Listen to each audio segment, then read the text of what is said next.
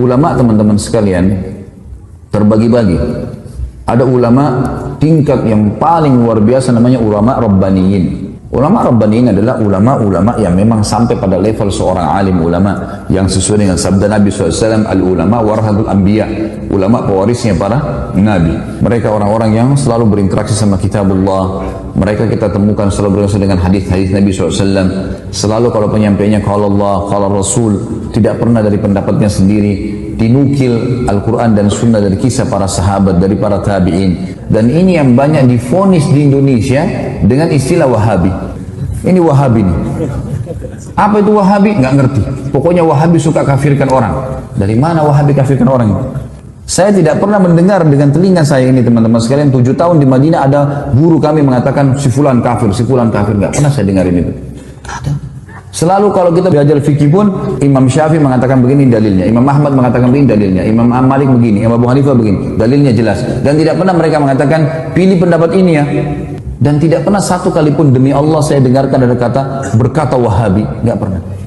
Dan yang mereka mengatakan Muhammad bin Abdul Wahab yang membersihkan Jazirah Arab dari banyak sembahan-sembahan berhala. Kalau kita baca bukunya, nggak pernah saya pelajari secara khusus itu di kelas, nggak pernah. Selalu kembali kepada buku-buku induk, buku hadisnya. Kita dari tingkat 1 sampai tingkat 4 kuliah belajar dari Sahih Bukhari sampai Sunan Abi Daud, Tirmidzi, Nasai dan seterusnya. Kemudian juga buku tafsir kita pelajari tafsir Ibnu Katsir. Buku-buku induk semuanya. Nggak ada sesuatu yang dianggap asing atau baru. Saya malah terbalik sebelumnya, tahun 89 saya pernah di Kairo. Saya waktu di Al-Azhar malah, saya temukan di sana, dan saya yakin teman-teman kalau ada yang pernah kuliah di sana tahu masalah itu. Itu kalau lagi mau belajar fikih misalnya, maka ditanya, siapa yang mazhab Syafi'i? Saya waktu itu sama sepupu saya angkat tangan. Silakan ke kelas sebelah.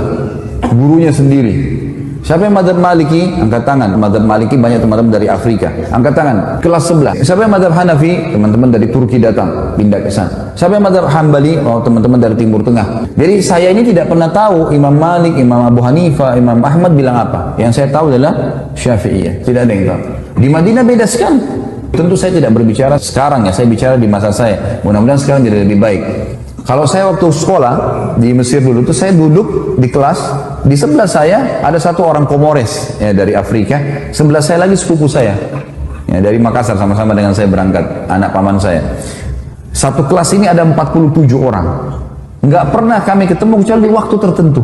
Kadang-kadang cuma ada beberapa anak Turki datang atau beberapa anak Afrika lain datang. Tapi saya nggak pernah lihat kenal wajahnya. Begitu hari ujian baru kita kenal wajahnya nih, penuh.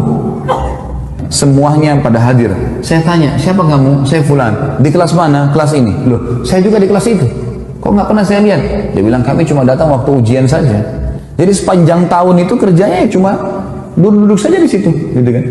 Pergi ke bioskop, pergi kemana-mana, hiburan. Karena Kairo sama dengan Jakarta. Kehidupan di sana ya kehidupan begitu, bebas ya. Beda sekali antara kondisi yang ada di Saudi dengan kondisi yang ada di negara-negara Islam yang lain. Dan kita perlu terima fakta teman-teman sekalian. Kalau Mekah tempat lahirnya Nabi SAW, wahyu turun di sana. 13 tahun fase dakwah di sana. 10 tahun penyempurnaan Al-Quran dan meninggalnya Nabi SAW, dan Nabi masih punya rumah sekarang bisa dilihat, ada masjidnya di Madinah. Kira-kira masuk akal nggak 2 kota ini dijadikan sesat oleh Allah? Secara akal nggak mungkin. Dan sampai sekarang saya bilang tadi, lebih baik secara rasional dipraktikin di lapangan, datangi halaqah-halaqah ulama itu dan dengarin dengan hati yang tenang, dengarin apa yang mereka sampaikan. Baru kemudian kita bisa menghakimi seseorang. Karena saya lihat ini di Indonesia banyak sekali isu sekarang Wahabi, momok yang menakutkan Wahabi. Saya sampai waktu mau pergi ke Madinah, saya ketakutan dengan istilah Wahabi ini. Karena ada beberapa teman-teman ayah saya mengatakan, hati-hati sana, ambil ilmunya tapi jangan jadi Wahabi. Ini ambil ilmunya tapi jangan jadi Wahabi, bagaimana ceritanya? Kan saya lagi belajar di sana. Jadi setiap guru masuk saya lihat ini Wahabi. Apa yang dia mau sampaikan nih? Saya waktu itu ketakutan sendiri. Setelah 6 bulan saya belajar, saya lihat selalu guru datang, qala Allah, qala Rasul. Allah berfirman, Rasulullah bersabda, dinukil dari Ibnu Abbas, dari Ibnu Umar, dari ini. Kisah semuanya berhubungan dengan para sahabat, para tabi'in, generasi emas. Imam yang 4 yang terkenal madhabnya. Karena sesuatu yang baru. Dan setiap kali guru-guru keluar habis meneraskan sebuah materi, pasti saya rasa iman saya bertambah. Terus apa nih masalahnya? Kalau ini yang selama yang divonis sebagai Wahabi, ini berarti keliru nih. Ada sesuatu nih. Setelah saya telusurin ternyata istilahnya keluar dari mulutnya orang-orang Syiah. Sengaja mereka memvonis itu supaya yang paling banyak membongkar kedok mereka, yang mereka mengatakan Quran kurang, mereka mengatakan bahwasanya sahabat kafir. Ini adalah orang-orang yang ada di tempat lahirnya Nabi SAW dan tempat meninggalnya Nabi SAW. Pernahkah kita lihat teman-teman sekalian, pemerintahan Saudi sekarang merusak Masjid Haram dan Masjid Nabawi? Atau mungkin tidak mengurus rumah Nabi SAW, tidak mengurus Masjid Nabi? Terbalik, malah diurus, dirawat. Jemaah haji kalau masuk merasa tentram di sana ibadah. Tentu saja pemerintahan semua punya kekurangan. Ingat teman-teman sekalian, tolok ukur kehidupan adalah masa hidupnya Nabi SAW di Madinah. Kalau di zaman Nabi SAW saja ada orang kafir, ada orang munafik, ada orang maksiat dan ada orang mukmin, di zaman Nabi SAW apalagi kerajaan Saudi, apalagi pemerintahan Indonesia, semuanya gitu kan. Tetapi saya tetap mengatakan ulama ada di mana-mana. Ulama-ulama Rabbani ada di mana-mana. Artinya di Indonesia juga insya Allah mudah-mudahan ada di antara orang-orang yang kita anggap punya kapabilitas dan kapasitas untuk itu. Tentu bukan saya dan bukan antum. Ini ada orang-orang yang sudah sampai pada tingkat yang luar biasa dari ibadah mereka dan juga ilmu mereka. Mereka hafal Quran, mereka hafal sekian banyak hadis. Sampai Imam Ahmad mengatakan tidak akan boleh seseorang menjadi imam mazhab kecuali menghafal 50.000 hadis. Baru bisa dianggap sebagai seorang ulama rujukan. Makanya di zaman beliau banyak sekali kan ulama-ulama tapi mereka belum bisa dijadikan sebagai rujukan karena memang dianggap masih sedikit. Kita kadang-kadang subhanallah baru bisa hafal 2-3 ayat berapa hadis sudah vonis orang macam-macam, kemudian ikut-ikutan terbawa arus mengkafirkan si fulan, menyalahkan si fulan.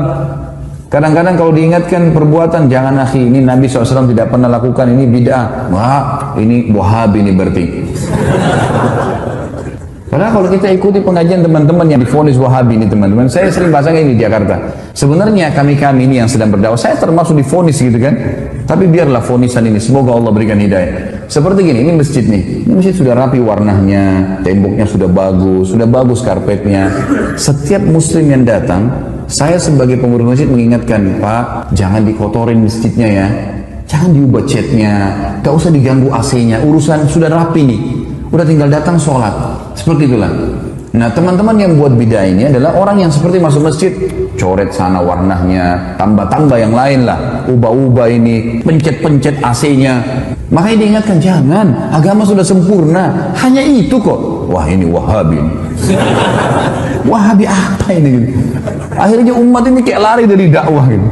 Gak boleh teman-teman sekalian. Akhirnya ini memecahkan umat yang luar biasa, terpecah kemana-mana. Baik, kalau diingatkan, antum mau dengar, alhamdulillah. Kalau antum merasa diri antum benar, fadhal, jalani.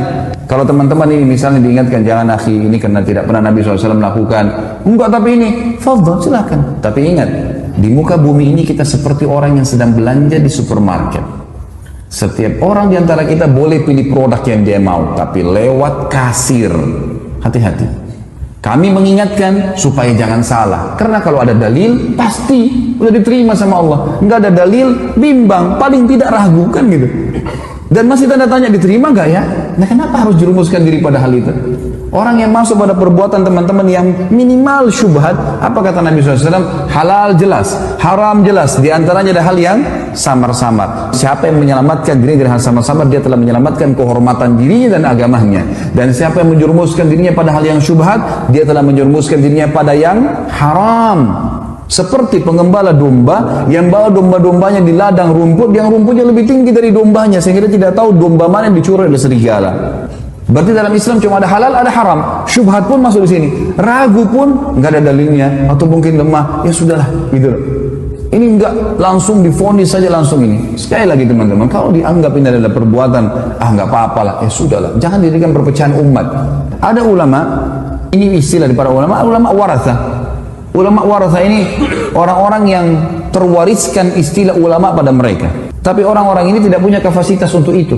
Saya kasih contoh kayak kita di Indonesia kan, maaf, gelar ustadz, ya. Ini mudah sekali kan, siapa saja bisa bicara sedikit agama, ustadz. Yang lebih unik lagi adalah, maaf, jangan tersinggung. Ini orang di Indonesia sekarang ahli melintir perkataan ini, ya. Jangan dipelintir lagi. Saya tidak singgung siapapun, dan jangan tersinggung, nggak usah tersinggung. Kalau baik terima, nggak baik nggak usah terima, kan selesai gitu. Gelar haji, Pak Haji ini pulang dari haji 40 hari alim. Dari mana alimnya nih?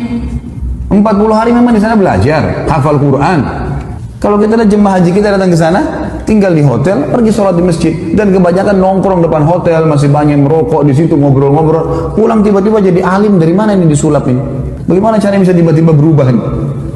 Dan kita vonis, oh ini berarti seorang alim. Yang banyak terjadi di Indonesia, dan ini kita sayangkan sekali. Kalau khatib tidak hadir, baik silakan Pak Haji gantikan. Tidak ada yang larang, asal dia punya kapasitas ilmu silakan. Tapi dia naik bicara. Banyak orang di Indonesia terjadi fakta. Kemudian dia turun dari mimbar, dia tidak mau lagi mengatakan tidak tahu. Semua tahu. Dan yang jadi masalah pengikutnya fanatik.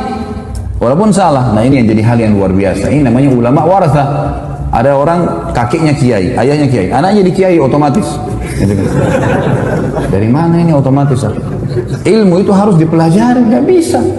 Ada yang ketiga, yang terakhir, ulama su. Dan ini Nabi SAW sebutkan, akan datang nanti satu zaman di mana umatku dipimpin oleh ulama su, ulama yang buruk. Kok ada ulama buruk? Apa maksudnya?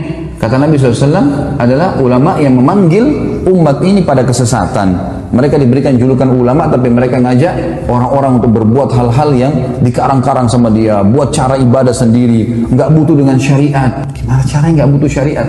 Kita butuh Al-Quran dan Sunnah, panduan. Nabi SAW mengatakan, telah aku tinggalkan kepada kalian dua perkara, kalau kalian berpegang teguh padanya tidak akan pernah salah selamanya. Kitabullah wa sunnati. Ini yang perlu kita ketahui. Allahu a'lam.